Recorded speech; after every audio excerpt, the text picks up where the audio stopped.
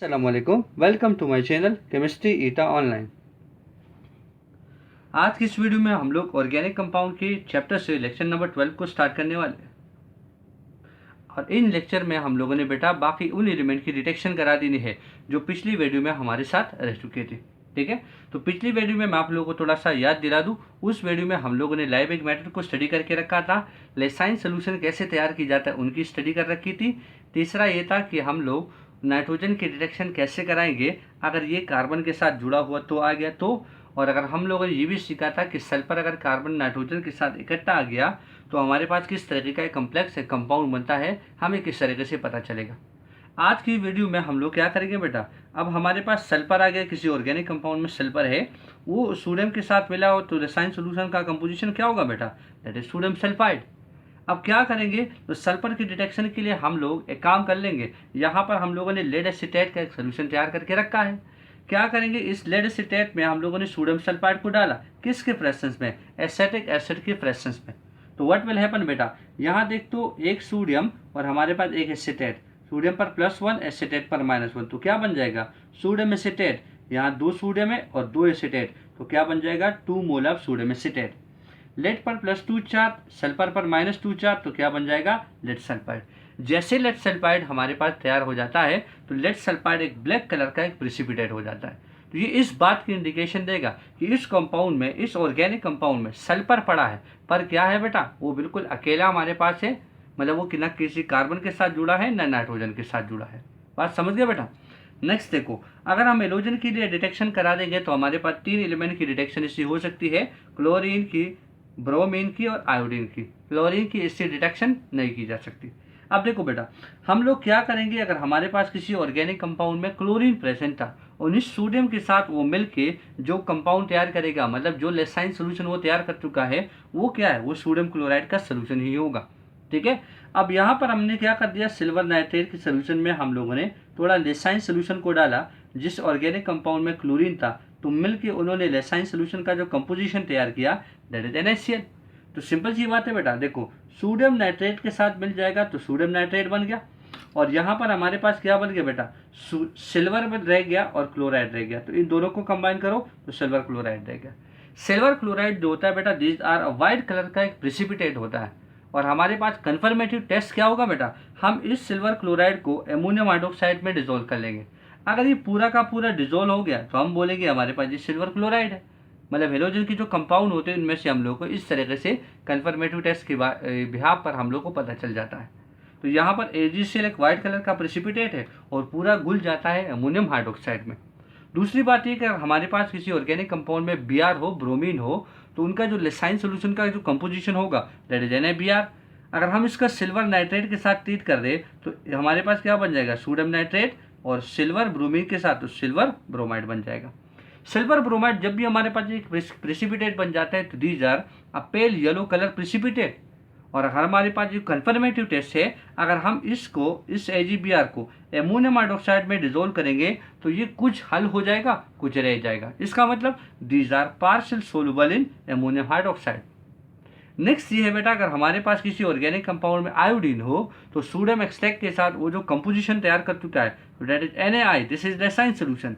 अगर हम लोग इसके साथ सिल्वर नाइट्रेट को ट्रीट कर दें तो यहाँ पर सिल्वर आयोडीन के साथ मिल जाएगा तो AgI बनेगा, और सोडियम नाइट्रेट के साथ सोडियम नाइट्रेट बन जाएगा। AgI जैसे बन गया बेटा तो these are dark yellow colour का एक प्रेसिपिटेट होगा, और अगर हम उनको अमोनियम हाइड्रोक्साइड में डिजोल्व करोगे तो वो बिल्कुल ही हल नहीं होगा। तो वाजे हो गई बेटा, अगर AgCl है तो व्हाइट कलर का प्रेसिपिटेट है, पूरा डिजोल्व हो गया अमोनियम हाइड्रोक्साइड में।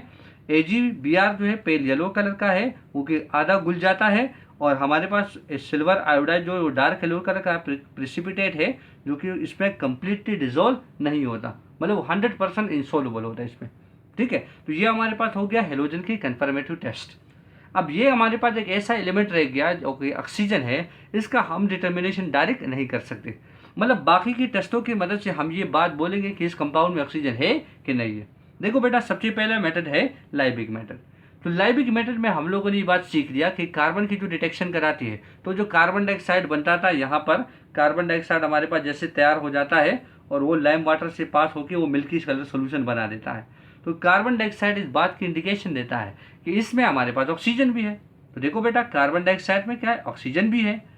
या दूसरा बात ये कि हम लोगों ने जो हाइड्रोजन की डिटर्मिनेशन करा रखी थी तो कैसे कर रखी थी, जो ऑर्गेनिक कंपाउंड को जला दिया, वो कार्बन डाइऑक्साइड और वाटर दे दिया, तो यही वाटर अगर हम एनहाइड्रस कंपाउंड से पास कर लेंगे तो हाइड्रेटेड बन जाता। तो यहाँ पर वाटर में देखो बेटा इसमें तो ऑक्सीजन भी है, तो यहाँ पर इस चीज़ भी हम लोग को पता चल गया कि इस कंपाउंड में हमारे पास ऑक्सीजन शामिल होगा। दूसरी बात ये हमारे पास अगर हम दूसरा टेस्ट कराएंगे तो this is said to litmus test. तो लिटमस मेथड हमारे पास एक ऐसा मेथड होता है जो कार्बोक्सिलिक एसिड की डिटर्मिनेशन के लिए इस्तेमाल की जाता है। हम जानते हैं बेटा कार्बोक्सिलिक एसिड का फंक्शनल ग्रुप COOH है।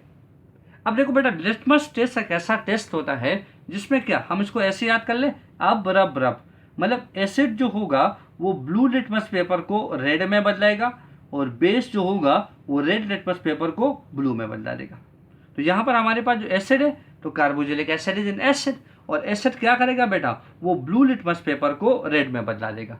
तो यहाँ से भी इंडिकेशन हो जाएगा कि इस कंपाउंड में हमारे पास ऑक्सीजन है, क्योंकि फंक्शनल ग्रुप में तो क्लियर दिख रहा है OCOOH is the functional group. Next test ये है बेटा that is said to Tollens test. तो टोलिन टेस्ट एक ऐसा टेस्ट होता है जो कि एल्डिहाइड और कीटोन को एक दूसरे से डिफरेंशिएट कराते हैं। एल्डिहाइड का फंक्शनल ग्रुप है CHO और कीटोन का फंक्शनल ग्रुप है CO, मतलब दोनों तरफ अल्काइल ग्रुप और यहाँ पर एक तरफ अल्काइल ग्रुप होगा।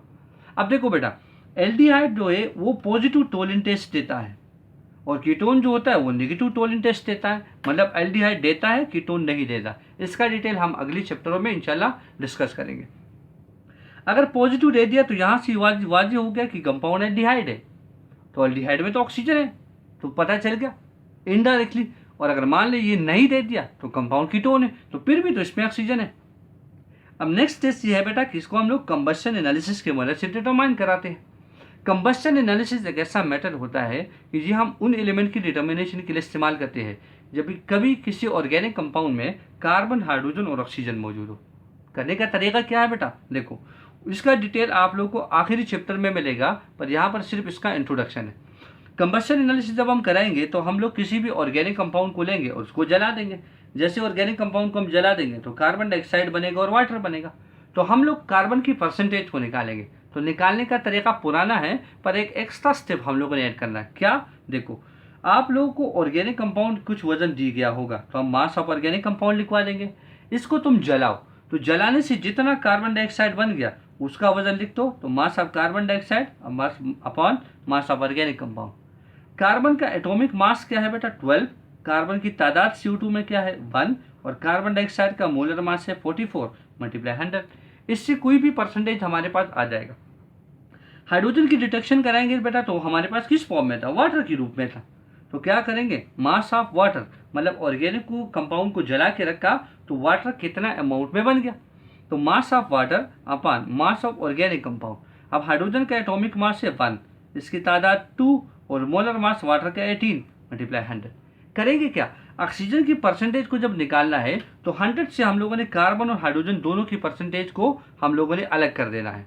ठीक है, अगर मान ले कि कार्बन और हाइड्रोजन की परसेंटेज हमारे पास 100% आ गई तो 100 को 100 से हटा के तो 0 आएगा। इसका मतलब इस ऑर्गेनिक कंपाउंड में ऑक्सीजन नहीं होगा। और अगर हमारे पास कार्बन और हाइड्रोजन की परसेंटेज को मिला के वो 100 से कम आया, इसका मतलब इस ऑर्गेनिक कंपाउंड में ऑक्सीजन मौजूद है।